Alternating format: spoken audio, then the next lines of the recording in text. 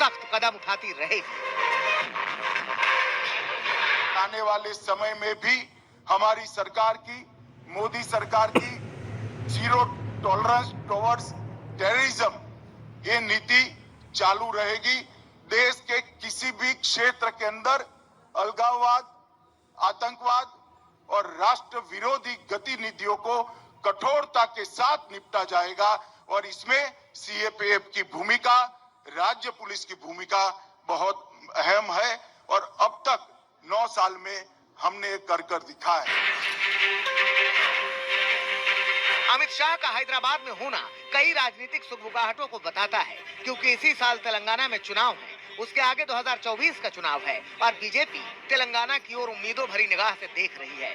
तेलंगाना इसलिए भी चुनावी समर भूमि बना हुआ है क्योंकि तेलंगाना के ही मुखिया के चंद्रशेखर राव 2024 के चुनाव के लिए विपक्षी एकता को हवा दे रहे हैं। वो सभी दलों को अपने साथ लाने की कवायद में हैं। उन्होंने इसीलिए अपनी पार्टी का नाम भी बदला है।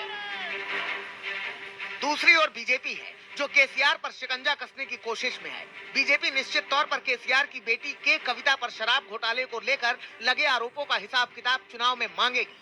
बीजेपी को तेलंगाना से बहुत ज्यादा उम्मीदें क्यों हैं, उसे समझिए।